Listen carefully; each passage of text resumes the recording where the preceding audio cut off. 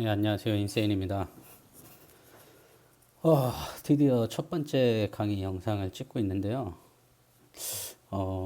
제가 키노트로 강의를 하려고 하는데, 이 키노트 풀스크린을 하고, 이제 다른 앱 뭐 구동하고, 또 이제 뭐, 이 녹화하는 거 컨트롤하고 이게 너무 힘들어서요. 이 키노트 플레이를 하게 되면, 이제 아예 화면을 못 써요. 키노트로만 쓸 수 있어서. 그냥 이렇게 띄워놓고 하려고 합니다. 이렇게 해도 잘 보일 것 같아요. 그래서 화면은 이 화면을 띄워놓고 하고요. 첫 시간으로 Git 인터널에 대해서 얘기를 드릴 건데요. 제가 모든 Git 강의를 하게 되면 항상 이 프로깃에 있는 10장 Git 내부에 대해서 먼저 얘기를 해요. 이 Git 내부를 먼저 얘기하는 이유는 앞으로 이렇게 긴 영상으로는 한 8개, 9개 이 정도 만들 예정이고, 짧은 거로는 좀 더 이제 자세하게 어떤 부분을 자세하게 다루는 부분을 좀 짧게 짧게 또 올릴 예정인데, 기본적으로 Git 인터널을 이해해야 이 Git 동작을 명확하게 이해를 할 수 있고, 아, 헤드가 왜 이렇게 동작하는가, 아니면은 왜 리베이스가 이렇게 동작하는가, 아니면 머지가 왜 이렇게 동작하고 컴플릿 났을 때 왜 이렇게 동작하는가, 이런 것들을 이해할 수 있고, 이걸 바탕으로 Git 이제 응용 이런 것을 할 수 있기 때문에 항상 Git 프로깃 10장을 먼저 하고 있고요. 실제로 프로깃 사이트에 들어가 보면, 프로깃 사이트 가볼까요? 아이고,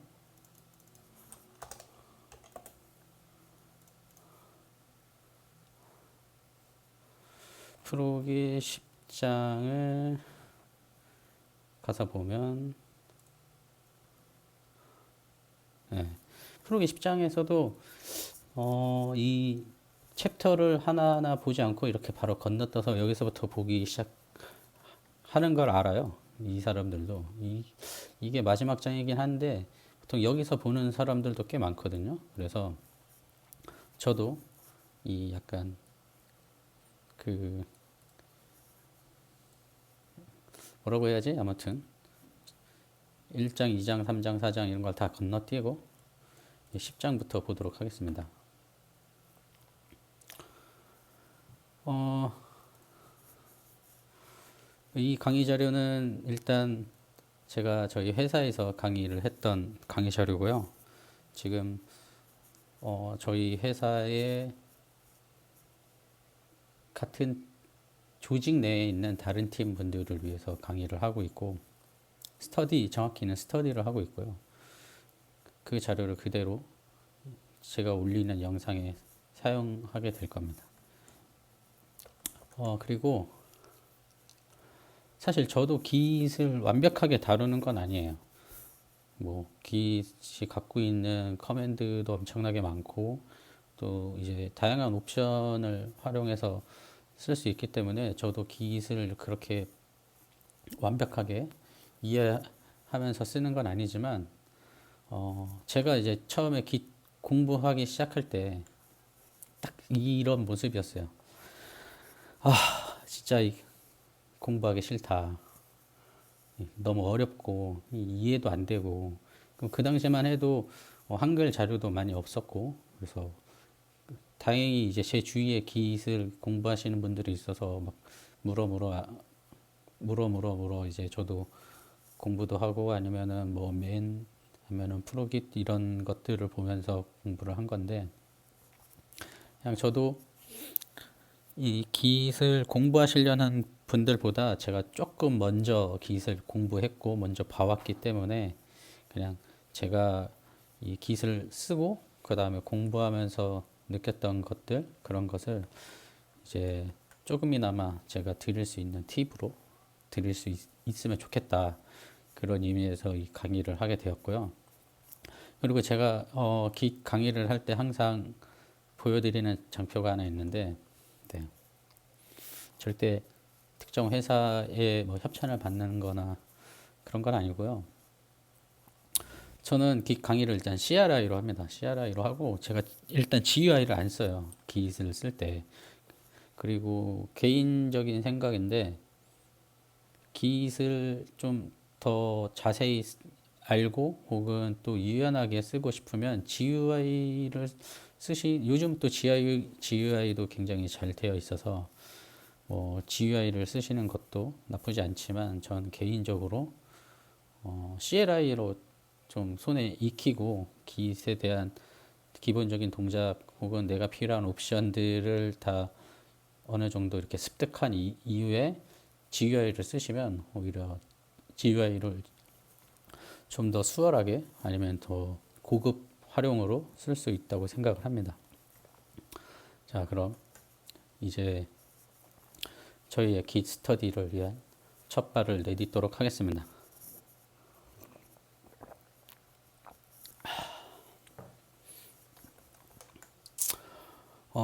제가 가장 먼저 말씀드리고 싶은 건 깃에 대한 오해가 좀 있어요. 이 깃에 대한 오해를 먼저 풀면서 깃 인터널에 대해서 알아보도록 할 텐데요. 이게 무슨 말이냐면 제가 얼마 전에 아는 분 트위터하고 로그인이 풀려 있네요. 아는 분 트위터에서 이런 트윗을 봤는데 어딨지?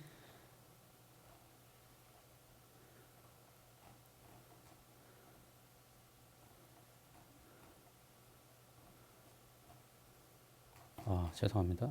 여기 있겠네요.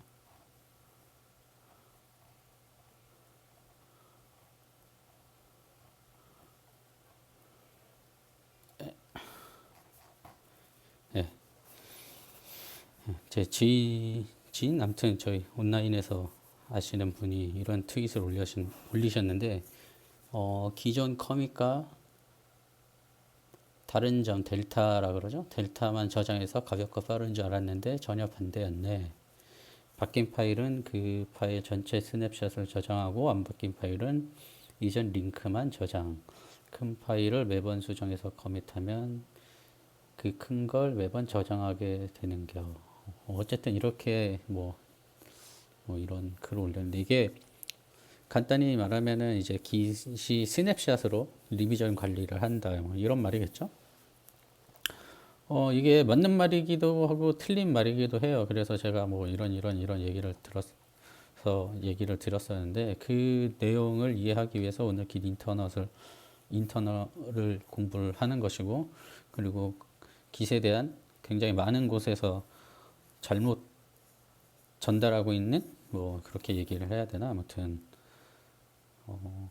그런 점에 대해 좀 몇 가지 말씀을 드릴게요. 예. 이게 뭐 토발종이 깃을 만들 때 고려했던 디자인 꼴이라고 하죠. 워낙 유명하고 굉장히 많은 곳에서 얘기를 하고 있기 때문에 뭐 자세히 다루진 않겠지만 이게 가장 중요해요. 이게 굉장히 큰 프로젝트에서도 사용이 가능하고 그리고 빠르게 동작해야 된다. 이게 핵심이거든요. 정확히 말하면 깃에. 그래서 굉장히 많은 곳에서 얘기하는 깃이 스냅샷으로 모든 리비전을 관리를 해서 리비전을 넘나들 때 스냅샷을 그대로 복원하면 되기 때문에 굉장히 빠르게 동작한다. 뭐 이렇게 얘기를 하고 이렇게 강의를 많이 하죠. 근데 스냅샷이란 게 뭐 그 스피드 면에서는 좋을지 모르겠지만 정확히 따지면 효율적이진 않아요. 왜냐면 파일 뭐 10메가짜리 파일 하나를 계속 한 글자, 두 글자, 세 글자 뭐 이렇게 되게 작은 수정을 계속 반복해서 쌓아가다 보면 시작은 작은 파일 뭐 10메가짜리 파일 하나였는데 이게 시간이 지나고 히스토리가 쌓여가고 하면 할수록 계속해서 그 파일 사이즈만큼의 용량을 차지하니까 굉장히 비효율적이거든요. 근데 깃이 계속 이렇게 비효율적으로 동작한다면 저희가 깃을 오랜 기간 히스토리를 관리하기 위해서 쓸 수가 없겠죠, 당연히. 그렇기 때문에 깃에서도 델타를 관리를 합니다. 정확히 말해서는. 깃도 델타를 관리하는데 깃이 델타를 관리하는 특정 시점 그리고 델타를 관리하는 파일이 따로 있을 뿐이에요. 그렇기 때문에 깃이 단순히 스냅샷으로만 동작한다라는 것은 잘못된 얘기고요. 어, 깃이 델타를 관리할 때는 다른 VCS와 다르게 다른 VCS를 예로 들면 일반적으로 뭐 SVN을 예로 들자면 첫 번째 가장 먼저 그 히스토리를 저장한 커밋을 스냅샷으로 저장하고 그 다음에 리비전이 쌓일수록 그 해당 스냅샷과의 차이점 그리고 그 두 번째 리비전과의 차이점 이런 델타들을 쭉쭉쭉 쌓고 히스토리를 넘나들 때 이 델타를 복원하는 방식으로 이 히스토리를 넘나들 수 있게 그 시스템이 되어 있는 반면에 깃은 정반대예요. 깃이 델타를 다루는 방식은 가장 마지막이 스냅샷이에요. 가장 마지막이 스냅샷이고 그 다음에 이전 리비전으로 갈 때 이 현재의 스냅샷과 다른 점 그리고 히스토리를 계속 거쳐갈 때마다 이 다른 점을 계속 저장을 하는데 이게 프로 깃 책에 나온 이미지일 거예요 아마. 근데 정확히는 이 그림도 잘못됐어요. 깃이 델타를 다루는 방식은 모든 히스토리, 그러니까 델타를 다루게 되었을 때 모든 히스토리에 대해서 델타를 관리하지 않아요. 정확히 얘기해선. 깃은 델타를 관리해야 되는 상황과 델타를 관리를 해야 되는 파일이다라고 판단을 했을 때만 델타를 관리하기 때문에 특정 리비전에서는 델타가 아니고 스냅샷이 그대로 저장되어 있을 수도 있어요. 그 얘기를 이 강의 후반에 가면 제가 지금 어떤 얘기를 했는지 이해하실 수 있어요. 어쨌든 깃도 델타를 관리하고 이 델타를 관리하기 때문에 저장소가 비효율적으로 늘어나는 것을 방지하고 빠르게 동작하는 것까지 같이 취합을 해서 깃이 좋은 성능과 되게 작은 파일 그 작은 용량으로도 동작을 할 수 있게 되어 있기 때문에 저희가 깃을 좋아하는 것이고 많은 분들이 깃을 쓰고 있는 것입니다. 네. 그리고 오늘을 알아볼 깃 인터널에서 알아볼 것은 딱 이 세 가지에서 어떠한 변화가 일어나는가인데요. 저희가 실제 파일을 작업하는 워킹 디렉토리, 그리고 흔히 스테이징 에어라고 불리고 있는 인덱스, 커밋을 하기 전에 임시적으로 파일을 저장하는 곳이라고 많이 알려져 있죠. 그리고 깃 디렉토리, 실제 깃의 모든 데이터가 저장되어 있는 깃 디렉토리, 이 사이에서 워킹 디렉토리에 새로운 파일이 추가되거나 혹은 git add 명령을 통해서 인덱스에 추가를 하거나 git 커밋을 통해서 git 리파지토리에 실제 히스토리를 저장할 때 어떤 일이 일어나는가에 대해서 다뤄볼 것이고요. 이 모든 것을 제대로 이해하기 위해서 필요한 것이 git 인터널이기 때문에 오늘 첫 번째 이게 솔직히 git의 모든 거잖아요. 워킹 디렉토리에서 작업을 하고 git add 명령을 통해서 뭐 인덱스에 추가를 하고 저희가 저장하고 싶은 것 저장하고 싶은 히스토리를 git 디렉토리에 저장하는 게 이게 전부죠. 그렇기 때문에 이 단계에서 어떤 일이 일어나는가에 대해서 알아보기 위해서 git 인터넷을 공부하는 것이고요. 그 중에서 가장 처음으로 이해해야 될 것이 git 오브젝트입니다.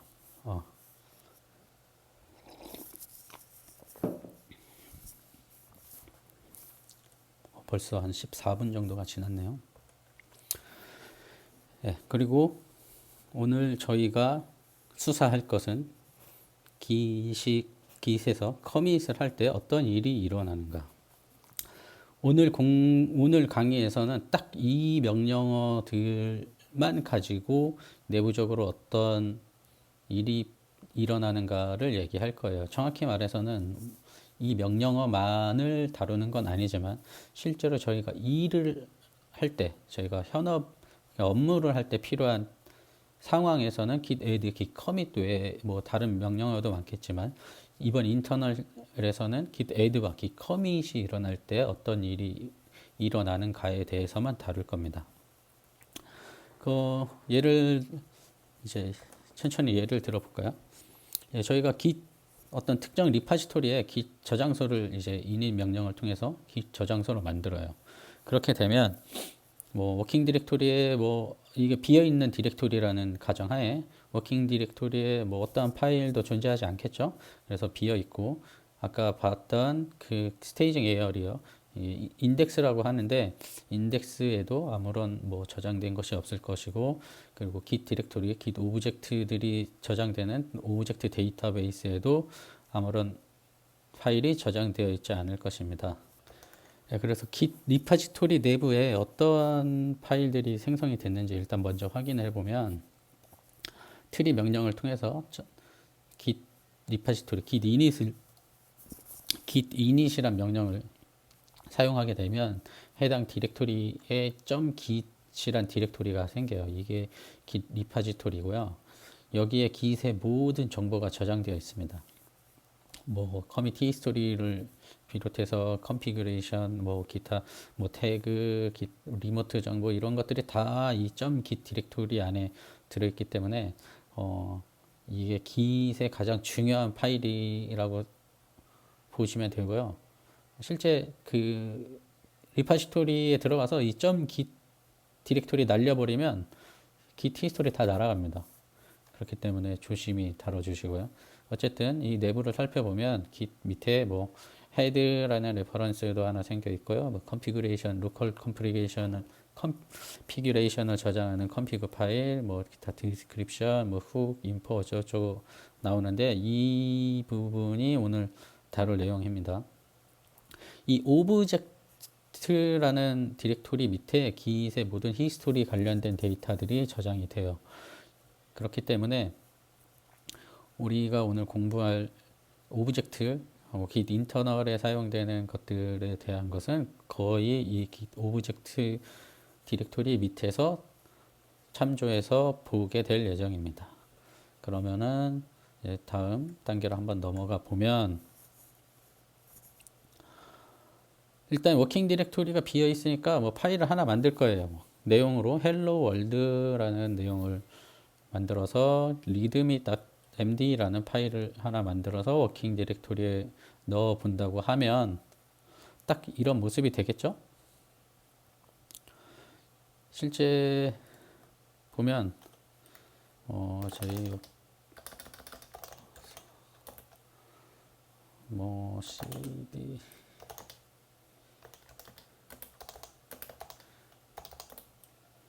제가 이게 실습을 한다고 만들어 놓은 디렉토리가 있어서 일단 좀 지울게요.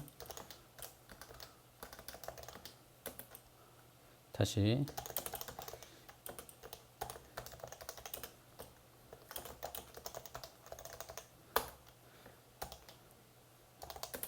아까 말씀드렸던 .git 디렉토리가 있죠.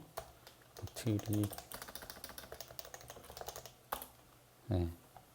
여기에서 어떤 일이 발생하는지 오늘 본다고 한 거예요. 자, 그럼 아까처럼 hello world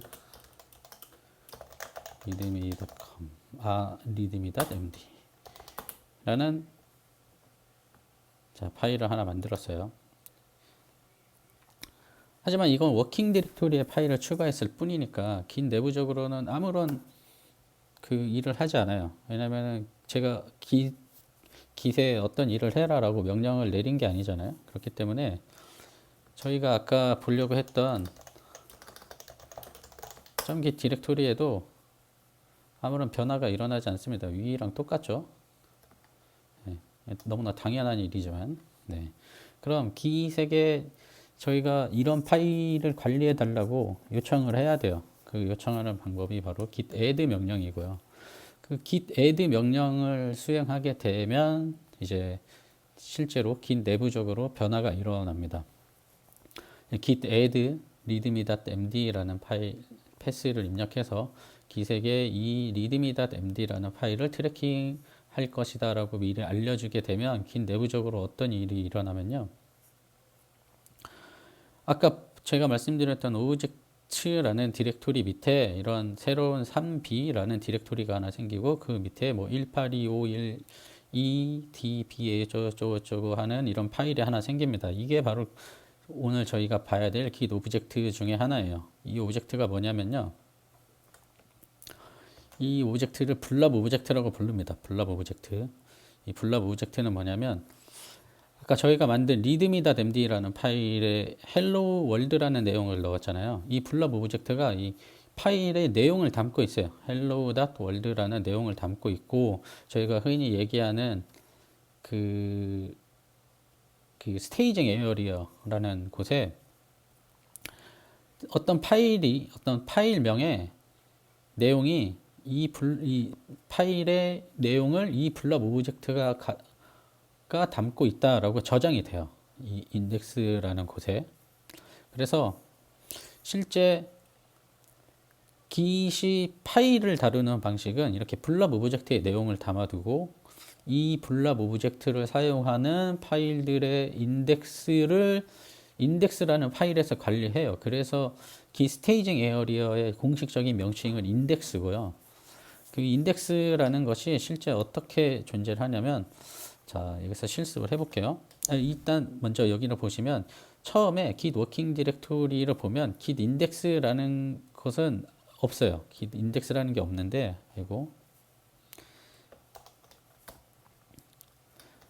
아까 저희가 봤던 git add readme.md라는 명령을 치게 되면 이때 .git 디렉토리 밑을 보면 이때 이 인덱스라는 파일이 생깁니다. 이 인덱스라는 게 흔히 저희가 얘기하는 스테이징 에어리어예요. 이 스테이징 에어리어 안에 어떤 내용이 저장되는 거냐면 예, 보시다시피 특정 파일명이 특정 어떤 블랍 오브젝트와의 이 매핑 관계가 저장이 되어 있어요. 그 이유는 이 블랍 오브젝트에 hello.world라는 내용이 담겨져 있기 때문에. 그럼 이 블랍 오브젝트의 실제 내용은 어떻게 되느냐면요. 블랍 오브젝트가 담고 있는 내용은 이래요. 일단 블랍 오브젝트를 만들기 위해서 깃이 내부적으로 어떤 일을 하냐면 헤더로 나는 블랍 오브젝트다 라는 오브젝트 타입과 실제 컨텐츠의 랭스 맨 마지막에 뭐 줄바꿈 문자열까지 포함한 12라는 랭스와 그 다음에 헤더와 컨텐츠를 구분하기 위한 널 특수 문자열 그리고 실제 컨텐츠 내용으로 헬로 월드 그리고 이 헤더와 컨텐츠를 이제 컨캣해서 샤원 256으로 체크썸을 만들어내면 이런 해시 값이 나오죠. 예, 샤256 해시 값 40자의 해시 값이 나오는데 이 해시 값의 첫 번째 두 자를 디렉토리 명으로 쓰고 나머지 38자를 파일 명으로 쓰는 오브젝트 파일이 만들어져요. 내용은 아까 말씀드렸듯이 헤더와 컨텐츠를 합쳐서 이제 합쳐 놓은 내용이 들어가 있고요. 그렇게 돼서 실제 이 오브젝트들이 어떻게 관리되는가를 한번 살펴보면 일단 인덱스 아까 말씀드렸던 인덱스 뭐 ls 파일즈 스테이지 해서 인덱스의 파일 내용을 알려달라는 명령을 깃에 내리게 되면 리듬이란 파일이 644 모드로 컨텐츠 내용을 32182512b2 오브젝트가 담고 있다라고 기록이 되어 있다고 해요.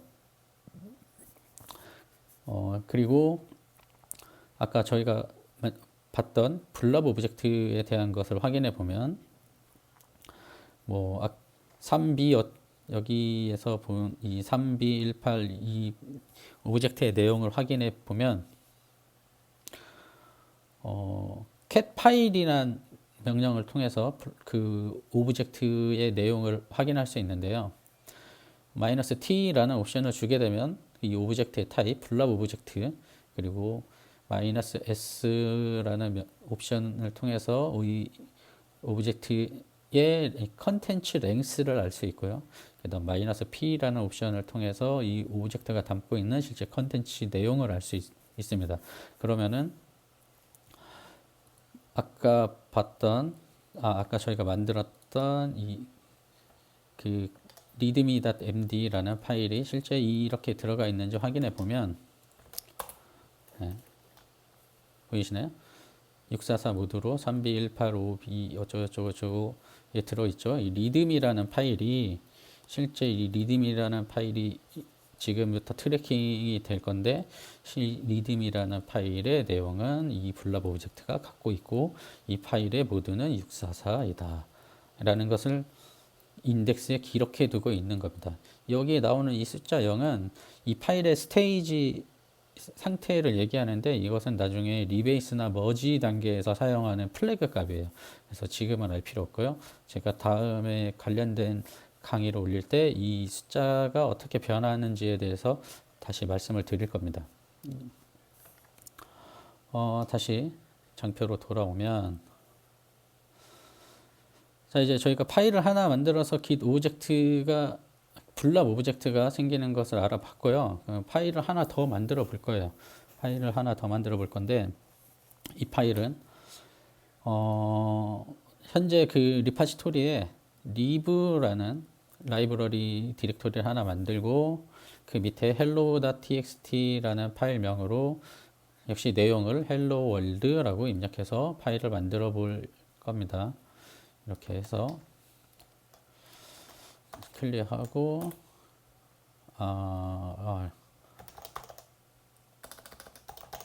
리브라는 디렉토리가 없겠죠. 그래서 하고 네 리브라는 파일을 다시 만들었어요. hello world.txt라는 파일을 만들었어요. 이 파일을 만들고 뭐 역시나 마찬가지로 저희가 이 hello.txt라는 파일에 대해서는 git에게 알려준 적이 없기 때문에 git이 이 파일에 대해서는 전혀 모르겠죠. 그래서 이 파일을 이제 git에게 알려줘야 되는데 자 git에게 add 명령을 통해서 라이브러리 밑에 hello.txt라는 파일을 관리해 달라고 git에게 알려줍시다. 리브 밑에 hello.txt.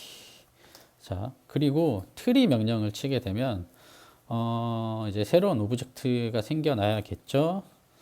자, tree.git.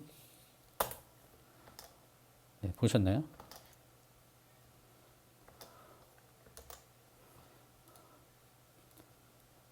새로운 오브젝트가 생기지 않습니다. 예를 들어 오브젝트 디렉토리 밑에서만 보면 네. 저희는 분명 git add 명령을 통해서 새로운 파일을 git에 추가했는데 새로운 오브젝트가 생기지 않았어요.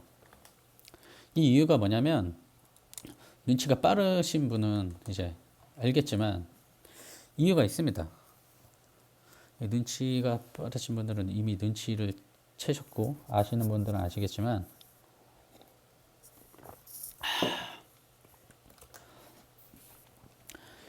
아까 블랍 오브젝트에 대해서 소개를 할 때 블랍 오브젝트는 파일의 컨텐츠 내용을 담고 있는 오브젝트라고 얘기를 드렸어요. 그렇기 때문에 파일 내용을 담고 있는 오브젝트에서는 이 파일이 어떤 파일명을 갖던 어떤 패스에 존재를 하던 그리고 이 파일이 뭐 누구에게 있던 심지어 뭐 어떤 컴퓨터로 만들어내던 긴 내부적으로 생성이 되는 블랍 오브젝트의 샤원 해시 값이 똑같아요.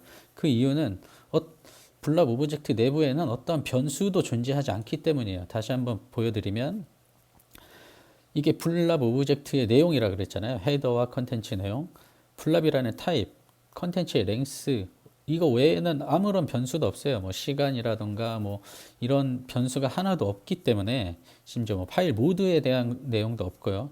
없기 때문에 긴 내부적으로는 새로운 블랍 오브젝트를 만들 필요가 없는 거예요.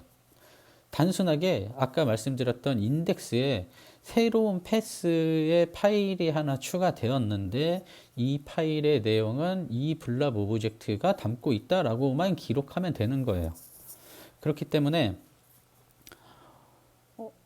파일 내용이 똑같다면 어떠한 패스, 그러니까 어떠한 파일 이름, 어떠한 패스 내에 존재하던 혹은 제 컴퓨터에 있던 제가 지금 만들었던 이 파일 hello.txt에 있는 이 헬로 월드라는 내용만 담고 있으면 전 세계 모든 사람의 깃 리파지토리에는 이 동일한 오브젝트가 들어 있어야 됩니다. 3B, 18, 25, 12, B 어쩌고 하는 이 내용이 들어 있어야 돼요. 그래서 이 내용을 확인해 보면 cat 파일 -p 3B 18 2512 라고 하면 이 오브젝트 안에 있는 이 hello world라는 파일 내용으로 전 세계 모든 사람들 혹은 전 사람들이 갖고 있는 이 hello.world라는 내용의 오브젝트가 동일한 패스와 동일한 파일명으로 저장되어 있는 겁니다. 다시 키노트로 돌아가면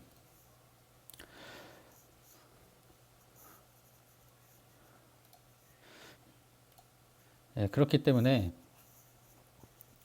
새로운 블랍 오브젝트가 생기지 않고 기존에 만들어졌던 이 블랍 오브젝트를 활용해서 이 파일 두 개를 관리하게 되는 것이고요.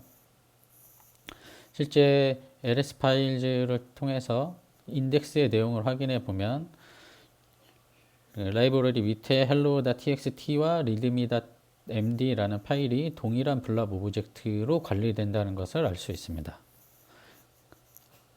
그리고 해시 오브젝트라는 명령을 통해서 readme.md와 lib.hello.txt라는 파일가 결국 동일한 해시 값을 가지는 그 샤원 체크썸이 만들어진다는 것도 확인할 수 있고요.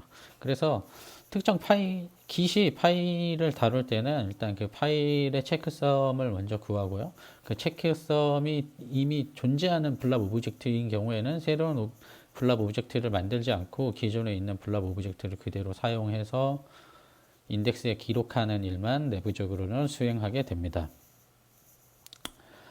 그리고 이제 git add를 했으니까 git commit을 해야겠죠. 이제 git commit하고 git 리파지토리에 있는 파일들을 커밋한다고 하면 이런 git master root commit을 만들었다 저쩌고 하고 이렇게 쭉쭉쭉쭉쭉쭉 명령이 나오게 되면서 이때 git 오브젝트 git 밑에 오브젝트라는 디렉토리에 있는 파일들을 확인해 보면 아까 3B18252가 말고 새로운 오브젝트들이 생겨난 것을 알 수 있습니다. 새로운 오브젝트가 무려 하나, 둘, 셋, 세 가지가 생겼네요. 그럼 이 오브젝트들은 뭔가에 대해서 이제 알아봐야겠죠? 이 오브젝트들은 git commit 명령을 수행하게 되면 git 저희가 add를 했을 때 인덱스의 readme.md와 라이브러리 밑에 있는 hello.txt라는 것을 git에 저장할 것이라고 저장해 알려줬었잖아요. 이 git 인덱스에 있는 내용을 기반으로 git 트리 오브젝트를 만들어냅니다. 이 트리 오브젝트라는 것이 무엇이냐면 트리 오브젝트는 기본적으로 그 디렉토리를 관리하는 오브젝트예요. 디렉토리를 관리하는 오브젝트고 예를 들어 저희가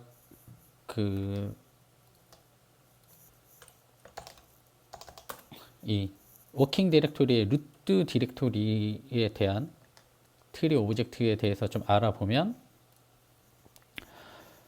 이 그러니까 블랍 오브젝트랑 비슷해요. 블랍 오브젝트랑 비슷한데 헤더에 나는 트리다. 그리고 여기 내용이 어떻게 67의 랭스를 갖고 있고 컨텐츠 내용으로 이 644 모드의 readme.md라는 파일이 내 디렉토리에 존재하고 이 파일의 내용은 이 블랍 오브젝트가 갖고 있으며 현재 이 루트 디렉토리 밑에 나는 lib라는 라이브러리라는 디렉토리를 하나 갖고 있다. 이 디렉토리 모드가 있죠. 그래서 이 이름만 가지고도 얘가 디렉토리라는 것을 이 트리 오브젝트가 알 수 있고 이 이 디렉토리는 역시 이것도 이 디렉토리도 역시 트리 오브젝트로 관리되겠죠. 이 디렉토리의 실제적인 상세 내용은 68ABA 6256 뭐 이런 트리 오브젝트가 담고 있다라고 기록을 해두고요. 역시나 블랍 오브젝트와 동일하게 헤더와 컨텐츠를 컨캣한 후 샤원256 체크썸을 만들면 261D 2A 뭐 이런 40자의 샤원 체크썸이 나올 것이고 이 중에 앞에 26을 디렉토리명 나머지 38자를 파일명으로 해서 긴 밑에 오브젝트 파일에 기록을 하게 됩니다. 그래서 여기서 확인할 수 있는 261D2A206B 이것이 루트 디렉토리에 대한 정보를 담고 있는 트리 오브젝트예요. 그리고 아까 이 루트 트리 오브젝트에서 확인할 수 있었던 어디 갔죠? 예, 이 라이브러리 lib라는 디렉토리가 68ABA62 이 똑같은 방식으로 만들어졌겠죠? 이 68ABA62256 이 오브젝트가 아까 저희가 이 hello.txt라는 파일을 저장했던 이 lib라는 디렉토리에 대한 트리 오브젝트라는 것을 알 수 있고요. 그럼 이제 하나 남았네요. 이 59A24668579 뭐 얘가 무엇이냐? 얘가 바로 커밋 오브젝트입니다. 얘가 바로 git 히스토리를 저장하는 커밋 오브젝트고요. 네, 그래서 실제 git 오브젝트 데이터베이스에 git commit이란 명령을 수행하게 되면 이렇게 아까 만들었던 블랍 오브젝트와 디렉토리가 두 개죠. 루트 디렉토리와 lib라는 디렉토리. 그래서 두 개의 트리 오브젝트 그리고 히스토리를 저장하는 커밋 오브젝트가 저장이 되는데 트리 오브젝트는 이제 뭔지 알아봤으니까 이제 다시 커밋 오브젝트는 어떻게 구성되어 있는지를 알아보면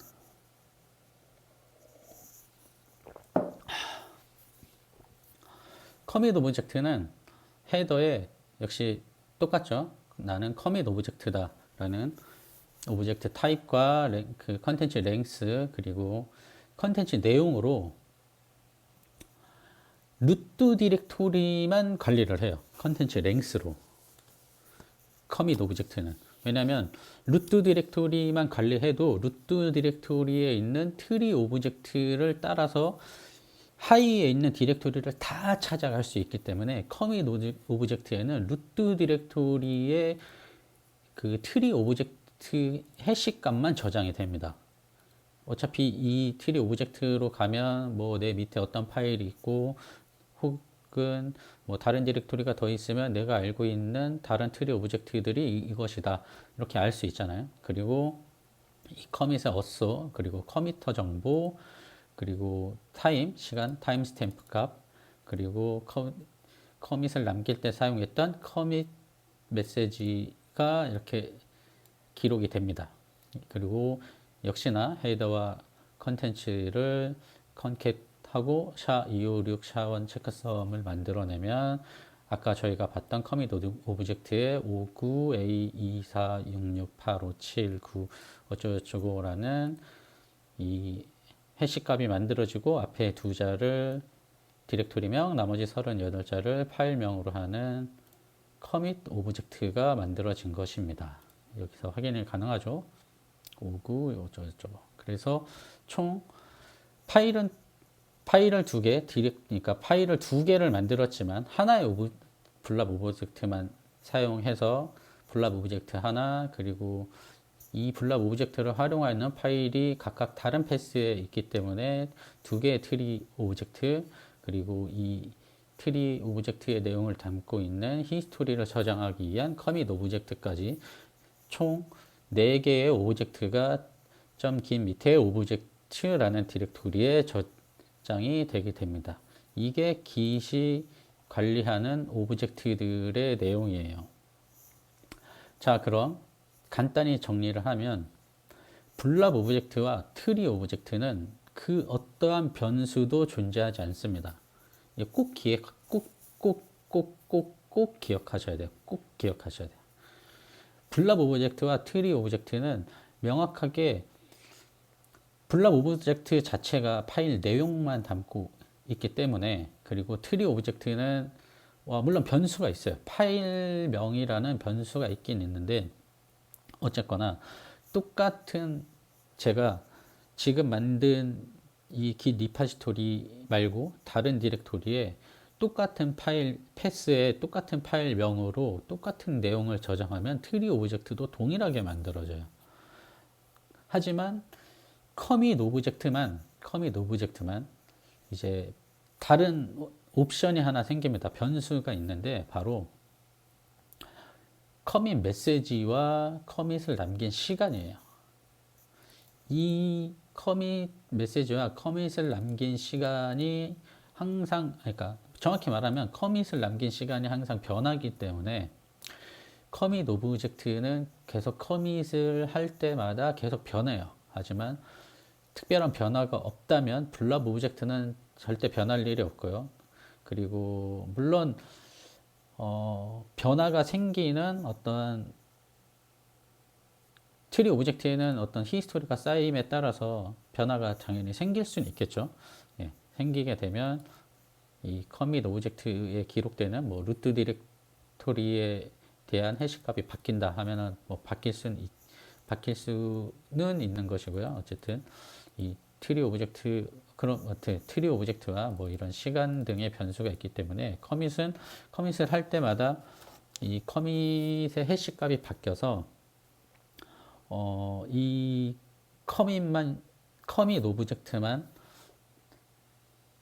정말 잘 이해하고 계셔도, 그러니까 커밋 오브젝트가 항상 해시값이 바뀐다라는 것만 잘 이해하고 계셔도 나중에 git 커밋이나 뭐 리베이스 머지 이런 것을 다룰 때 좀 더 쉽게 이해하실 수 있을 거예요. 그래서 이 내용을 약간 그래프로 그려보면 이렇게 되겠죠.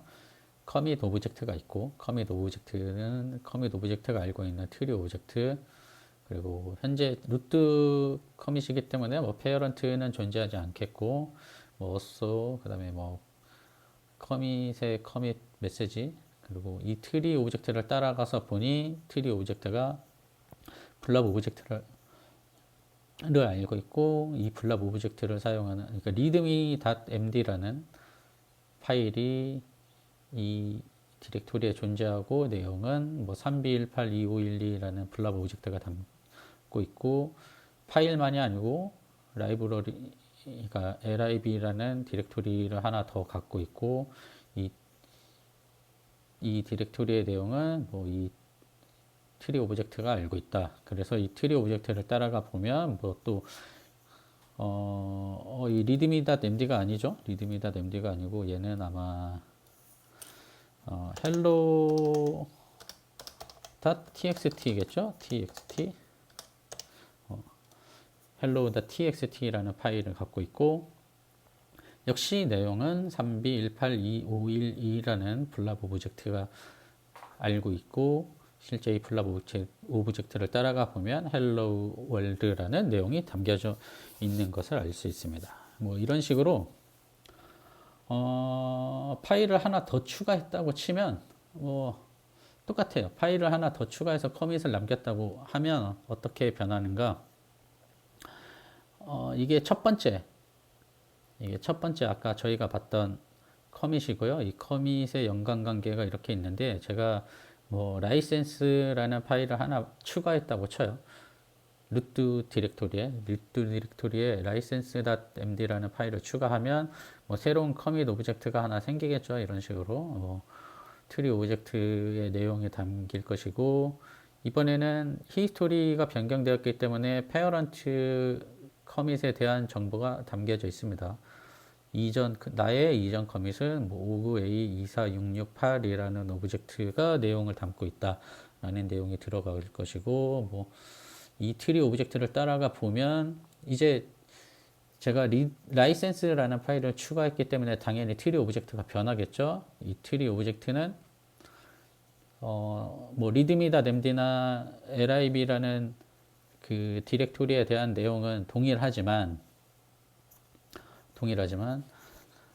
license.md라는 파일이 하나 새로 추가되었다 라는 것을 기록하고 이 내용을 바탕으로 새로운 해시를 만들어낼 것이고, 그러면은 license.md의 내용은 뭐 헬로 월드가 아닌 이상 새로운 블랍 오브젝트가 만들어지겠죠. 뭐 MIT 라이센스다라고 내용을 넣었다 치면 뭐 새로운 블랍 오브젝트가 하나 만들어지고, 기존 블랍과 트리는 당연히 새로운 블랍을 만든 게 아니기 때문에 기존에 만들어 놓은 3B18251이라는 블랍 오브젝트를 가리키게 되면서 워킹 디렉토리가 이 트리 오브젝트, 커밋 오브젝트를 시작해서 트리 오브젝트, 그 다음 블랍 오브젝트를 거치면서 파일 그리고 디렉토리에 대한 정보를 쭉 변경하거나 관리를 할 수 있게 도와주는 겁니다.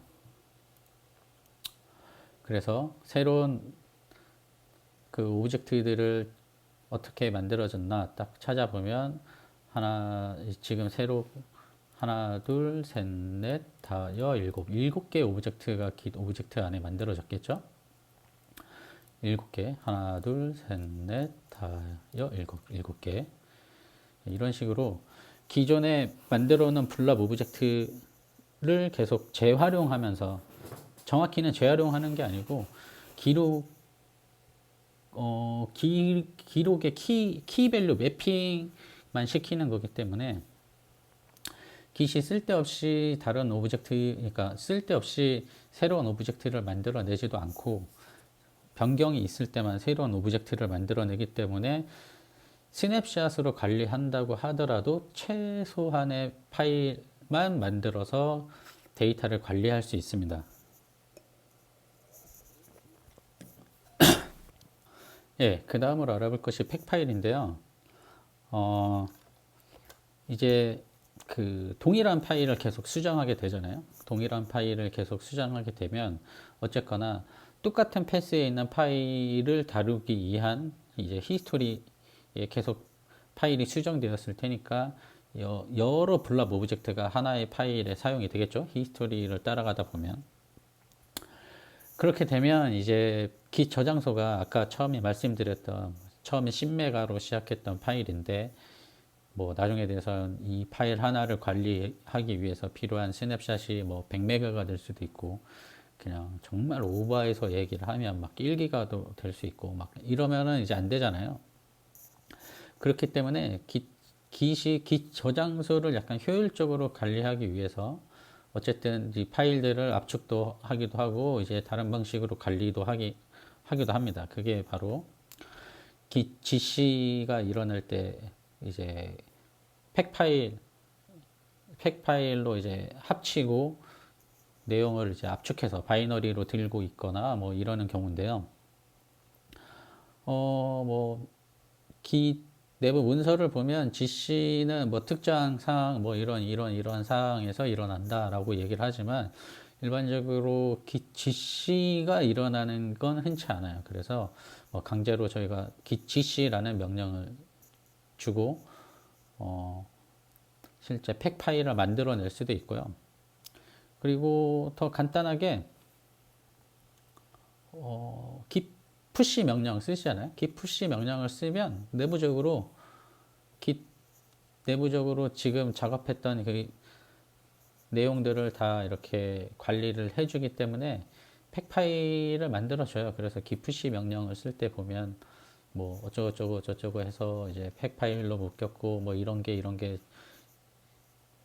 뭐 전송이 되었다 뭐 이런 내용들이 그 로그 상에 찍히게 되고요. 어쨌든 이렇게 팩 파일이 만들어지게 되면 git 오브젝트의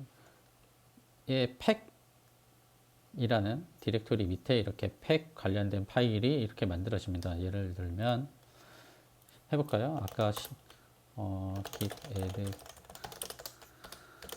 아까 실습했던 게 여기서 멈췄군요. add 파일즈 그리고 git commit add 파일즈 이런 식으로 하고 뭐 vi 라이센스 파일도 하나 만들어야겠죠. 저희가 실습했던 걸로 따지면 std mit 라이센스라고 치고 아이고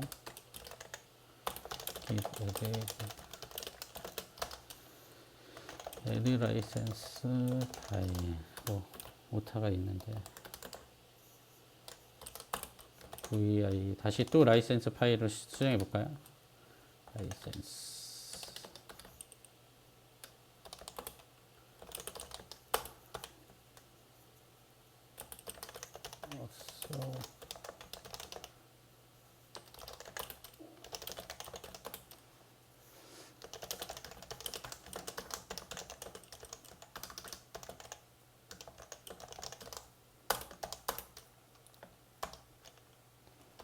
긴 밑에 오브젝트를 보면 이렇게 굉장히 많은 이제 파일이 생겼잖아요. 근데 이 파일 중에 제가 로그를 보면 뭐 라이센스 파일도 추가하고 또 이 라이센스도 수정하고 이래서 뭐 이 라이센스라는 파일을 관리하기 위해서 여러 가지 블랍 오브젝트가 생겼을 텐데 gc 명령을 수행을 해서 아까 같이 다시 트리 밑에 .git 오브젝트라고 하면 분명 아까 저희가 봤을 때는 뭐 이런 이 오브젝트들이 앞에 40자 샤원 해시썸의 앞에 두 글자를 디렉토리명으로 하고 나머지 38자를 파일명으로 하는 굉장히 여러 오브젝트들의 그 디렉토리가 생겨났다고 치면 얘를 팩이라는 디렉토리 밑에 팩 파일로 하나의 파일로 압축을 하고요. 그리고 이 안에는 이제 바이너리로 내용들이 담겨 있거든요.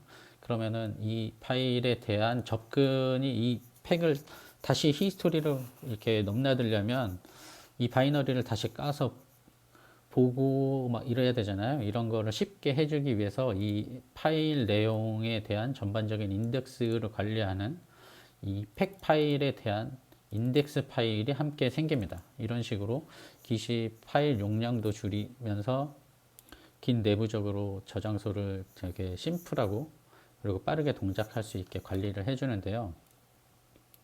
이때 아까 제가 그 초반에 말씀드렸던 델타를 관리하는 일이 생겨요. 델타를 관리하는 일이 생기는데 이거는 제가 그 이전 교육을 할 때 실습했던 내용인데 여기 보면 GC가 일어날 때 만약에 델타가 만들어지게 된다면 이렇게 토탈 뭐 13개의 오브젝트들을 합쳐서 팩 파일로 만들었는데 그 중에 하나가 델타로 관리가 되었다라고 이제 이 델타가 몇 개가 관리가 되는지를 보여줍니다. 그러면은 이 델타가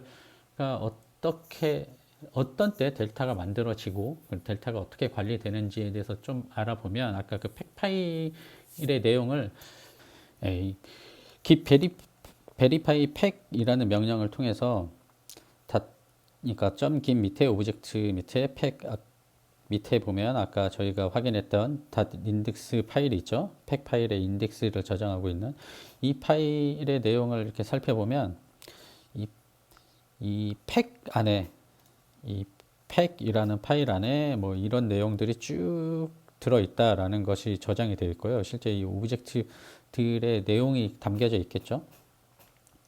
뭐 커밋 오브젝트들도 여러 개 있고, 실제 이제 그 파일 내용은 블랍 오브젝트가 갖고 있기 때문에 블랍 오브젝트들만 찾아서 이렇게 보면 뭐 FC5, 23, 뭐 저쪽 이런 블랍 오브젝트도 있고 AB49 뭐 이런 오브젝트도 있는데 뭐 오브젝트들이 뭐 더 있겠죠. 근데 중간에 이렇게 베리파이 팩이라는 명령을 치면 되게 신기하게 생긴 모습이 하나 있어요. 이렇게 나는 블랍 오브젝트인데 어쩌고저쩌고 하면서 이 옆에 오브젝트 내용이 그러니까 오브젝트 해시 값이 하나 더 이렇게 출력이 되는 이게 실제 그 터미널에서 출력하면 이게 한 줄로 나오거든요. 이렇게 오브젝트의 해시 값이 두 개가 나오는 경우가 있어요. 이런 때가 바로 그 델타를 관리하는 건데, 이게 그 다른 실습에서 썼지만 이것도 그 라이센스 파일을 수정한 거였어요. 라이센스 파일을 수정한 건데, 이것을 이게 어떤 경우냐면요. 실제 이 앞에 내용들은 이 나는 블랍 오브젝트고 뭐 이 파일의 크기가 얼마나 되고 실제 그 팩 파일 내에서 이 오브젝트가 뭐 어디서부터 어디까지 뭐 존재한다 뭐 이런 내용이 막 이렇게 담겨져 있는 거거든요. 어, 여기 이렇게 색칠한 오브젝트를 보면 이제 동일한 걸 알 수 있잖아요. 동일한 걸 알 수 있는데 바로 이 블랍 오브젝트가 스냅샷이에요. 최종 상태라는 것, 최종 상태를 저장해 놓은 스냅샷이에요. 제가 이 강의 초반에 그 델타를 관리하는 방법이 어쨌거나 최종적인 모습의 스냅샷을 저장하고 그 이전 히스토리에 대해서 델타를 관리한다고 얘기를 드렸잖아요. 그래서 이 FC523DAA 이 어쩌고저쩌고 하는 이 오브젝트가 바로 그 라이센스 파일의 최종적인 스냅샷 상태의 블랍 오브젝트고요. 그럼 이 A, B, 49, BD 얘는 뭐냐면 얘가 바로 델타예요. 얘가 델타고 파일 사이즈를 봐도 되게 굉장히 작은 걸 알 수 있죠. 이 델타가 어떻게 관리되는 것이냐라고 얘기를 드리면 Git은 굉장히 작은 미묘한 차이에 대한 파일을 저장할 때는 델타, 그러니까 이 팩 파일을 만들면서 델타로 분리를 해버려요. 왜냐면, 예를 들어 뭐 1000라인짜리 파일이 있는데 여기에 뭐 글자 뭐 5글자, 6글자 막 이렇게 수정했는데 이것을 스냅샷으로 저장하면 파일 낭비잖아요. 그렇기 때문에 이 부분만 수정이 되었다. 그러니까 정말 작은 변화에 대해서는 팩 파일을 만들면서 델타로 분리를 합니다. 하지만 이 어떤 파일이 내부적으로 굉장히 많은 변화가 일어났을 때는 이거를 델타로 관리하게 되면 이 델타를 적용하고 히스토리를 넘나들고 하는 부분에서 이제 성능 이슈가 생기잖아요. 이러면 계속 델타를 적용해서 파일을 바꾸고 해야 되는데 이런 오버헤드가 많이 발생할 것 같다고 판단이 되면 그냥 스냅샷으로 저장해 버려요. 그래서 특정 파일의 히스토리를 계속 쌓아가는 와중에도 이 파일이 델타로 관리되는 부분의 히스토리가 있고 스냅샷으로 관리되는 히스토리가 있는 거예요. 긴 내부적으로 이게 파일 사이즈를 줄이는 데에만 이렇게 신경을 쓰는 게 아니고 실제 히스토리를 왔다 갔다 할 경우에 이게 퍼포먼스가 잘 나오는가를 판단을 해서 작은 변경, 파일의 소소한 변경은 델타로 그리고 굉장히 큰 변경은 스냅샷으로 저장을 하면서 그 Git 히스토리에 대한 블랍 오브젝트를 관리하게 됩니다.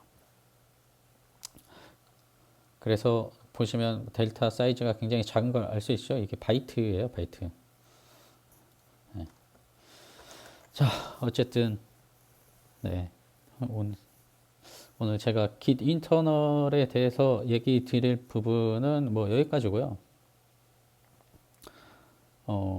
아마 강의가 한 40분, 50분이 넘어갈 것 같은데 저희 이 강의를 할 때는 오프라인에서 주로 하는 강의이기 때문에 바로바로 피드백을 받아볼 수 있어서 뭐 궁금한 거 여쭤보시는 분들도 있고 그래서 오히려 강의하기가 더 편했는데 이렇게 녹화로 하려고 하니까 오히려 더 힘든 것 같아요. 제가 얘기하는 부분에 대해서 이해를 못하는 부분도 있을 수 있고 그렇기 때문에 혹시 그러니까 제 강의를 보고 궁금한 점이 있으면 이 강의 영상 밑에 댓글에 남겨주시면 제가 그 댓글들만 모아서 한번 궁금증을 해소하는 부분에 대한 영상을 또 별도로 만들어서 올리도록 할게요. 어쨌든 저는 계속 이런 식으로 강의 파일을 만들어서 올릴 예정이고요. 최대한 제 와이프가 이제 몇 달 후에 출산을 해야 돼서 또 애가 생기면 이런 거 하기가 쉽지 않을 수도 있다고 하더라고요. 그래서 그 전에 주말이나 이런 때 시간을 활용해서 최대한 강의 자료를 만들 예정이고, 어, 일단, 네, 저는 코리아 깃 유저 그룹이라는 이 페이스북 커뮤니티 분들을 위해서 이 강의 자료를 처음 만들기 시작했는데, 어, 혹시라도 여기 가입 안 되신 분이 있다면 많이 가입해 주세요. 뭐 궁금한 거 물어보면 들을 수도 있고 못 들을 수도 있지만 어쨌든 여기 오시면 제가 뭐 강의 자료 이런 거 올릴 때마다 계속 여기에 공지도 쓸 거거든요. 그리고 뭐 오프라인 강의를 만약에 하게 된다 하더라도 이 코리아 긴 유저 그룹 이런 쪽으로 공지를 할 거기 때문에 만약에 가입이 안 되신 분이 있다면 여기에 다 가입을 해 주셨으면 좋겠고요. 어쨌든 어, 오늘의 깃 인터널 강의는 여기까지 하기로 하고, 물론 완전 자세하게 다룬 건 아니에요. 기본적으로 깃 인터널을 다루면서 이제 알아야 될 되게 기본적인 사항에 대해서만 얘기를 드린 거고, 다음에는 뭐 다음 강의 자료는 이미 만들어져 있지만 또 언제 이 영상을 찍을지 모르기 때문에 어쨌든 빠른 시일 내로 다음 강의를 만들어서 돌아올 것을 약속드리면서 포기하지 마시고 깃 공부하는 거, 뭐 2019년 깃 좀 제대로 공부해서 잘 써보자라고 하시는 분이 있다면 제가 최대한 그런 분들을 위해서 강의 자료 하나하나 만들어서 올릴 예정이니까 포기하지 마시고 저와 함께 즐거운 깃 생활 그리고 업무에서 깃을 편하게 쓸 수 있는 그런 날이 오시길 바라겠습니다. 네, 그럼 이상으로 이번 깃 인터널 강의를 마치도록 하겠습니다. 감사합니다.